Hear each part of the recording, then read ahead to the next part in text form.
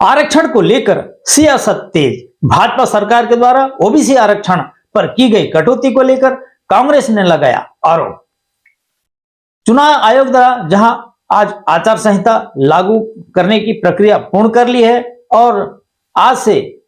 आचार संहिता लागू हो गया है, इसी बीच छत्तीसगढ़ प्रदेश के बीजापुर जिले में ओबीसी आरक्षण की कटौती को लेकर कांग्रेस ने भाजपा पर तंज कसा है और प्रेस वार्ता कर भाजपा को षड्यंत्र पूर्वक आरक्षण की कटौती करने और ओबीसी को लाभ देने से वंचित करने का आरोप लगाया। इस विषय पर प्रदेश कांग्रेस कमेटी के सदस्य जतिन जायसवाल ने भी भाजपा पर कटाक्ष कर प्रेस वार्ता कर जानकारी दी। वहीं जिला कांग्रेस कमेटी के अध्यक्ष लालू राठौर ने बीकेएम न्यूज से खास चर्चा में क्या कहा, आप भी देखें। बीजापुर जिला मुख्यालय में कांग्रेस कमेटी बीजापुर के द्वारा एक प्रेस वार्ता आयोजित कर ओबीसी आरक्षण को लेकर एक प्रेस वार्ता की गई, जिसमें पूरे प्रदेश में ओबीसी वर्ग को आरक्षण न देने के कारण इसका विरोध किया गया और इस पर क्या कुछ प्रेस वार्ता में कहा गया है, ये जानकारी हम यहाँ के जो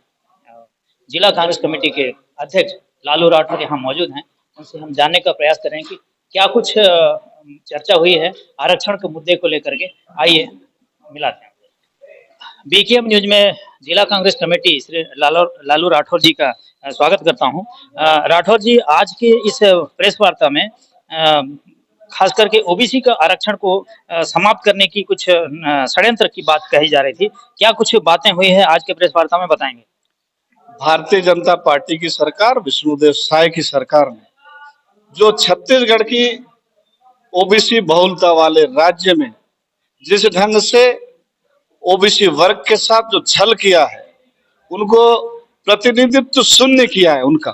तो उसको लेकर के ये पीसी प्रदेश कांग्रेस कमेटी के निर्देश पर रखी गई थी। हर जिले मुख्यालय में आज पीसी के माध्यम से हम ओबीसी के भाइयों से और छत्तीसगढ़ की जनता से और भारतीय जनता पार्टी की सरकार से ये मांग करते हैं कि आप ओबीसी बहुलता वाले राज्य में ओबीसी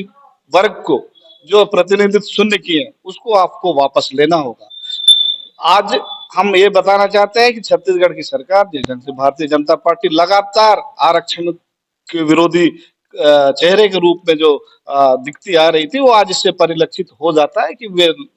किसी न किसी रूप से आरक्षण को खत्म करना चाह रहे हैं। अभी तो शुरुआत है, आज ये ओबीसी को शून्य प्रतिनिधित्व की, आने वाले समय में आप देखेंगे एससी वर्ग और एसटी वर्ग का भी आरक्षण को ये खत्म करेंगे। ये वो लोग हैं, अडानी अंबानी और उद्योगपतियों की सरकार को पूजने वाली सरकार, ये आम जनमानस की भावनाओं के साथ जिस ढंग से खिलवाड़ कर रही है, उसको लेकर के जनता में भी रोष है। कांग्रेस पार्टी इसके लिए लगातार लड़ाई पिछले 5 सालों से लड़ी है, आगे और लड़ाई लड़ेगी। ओबीसी वर्ग के साथ हम मिल करके, कंधे से कंधा मिला करके हम न्यायपालिका का दर खटखटाएंगे, साथ में इस सरकार को चेताएंगे कि आप इस ढंग से अन्यायपूर्वक नीति और लागू नहीं कर सकते राज्य में। अच्छा, ये बताइए कि अभी आरक्षण के विषय में आप लोग जैसे बात कर रहे हैं, मामला हाई कोर्ट में या सुप्रीम कोर्ट में चल रहा होगा, पर यदि आज तो आचार संहिता लगने वाले हैं, तो सारे प्रदेश में जब इसका विरोध हो रहा है, तो क्या इसका प्रभाव सरकार पर पड़ेगा? निश्चित रूप से इस यदि आनन फानन में आचार संहिता लागू करती है, तो इसका खामियाजा भारतीय जनता पार्टी को भुगतना पड़ेगा। ओबीसी वर्ग और एसटी एससी वर्ग, यहाँ आरक्षित श्रेणी में जो लोग आते हैं, वो पूरी तरह से भारतीय जनता पार्टी के खिलाफ मतदान करेंगे। तो आज की तारीख में यदि ओबीसी वर्ग को आरक्षण नहीं दिया जा रहा है, ऐसे में सारे प्रदेश में त्रिस्तरीय पंचायत चुनाव चाहे नगरीय निकाय चुनाव पर कैसा प्रभाव पड़ेगा? देखिए, एक ओबीसी बहुलता वाले राज्य में ओबीसी वर्ग को प्रतिनिधित्व नहीं देना, उनकी बातों को आप अनसुना करना, ये न्याय संगत नहीं है। हम चाहते हैं सरकार समय रहते संज्ञान में ले और इस नीति को वापस ले और पुनः हमारी जो कांग्रेस की सरकार के समय की नीति को लागू करते हुए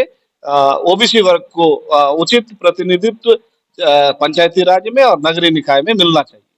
इसके पहले भी कांग्रेस की सरकार थी, आपकी सरकार थी, तो आरक्षण को लेकर के कई बार सीएम साहब से भी मुलाकात हुई, उनके बारे में चर्चा भी हुई और वो आरक्षण के विषय पर ऐसा कोई ठोस कदम नहीं उठा पाए, क्यों? देखिए, हमारी सरकार आदरणीय भूपेश बघेल जी की सरकार ने ओबीसी वर्ग के लिए 27% आरक्षण लाया था, 32%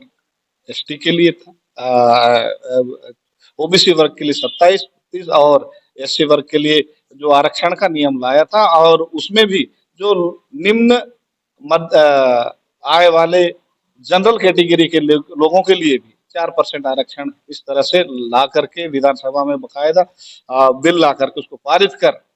के सर्वसम्मति से पारित करके राज्यपाल महोदय जी के टेबल में रखा। लेकिन राज्यपाल जी को भारतीय जनता पार्टी के लोग दबाव पूर्वक उस बिल पर साइन करने से रोका। ये नरेंद्र मोदी जी और अमित शाह की सरकार में किसी भी प्रकार से आरक्षित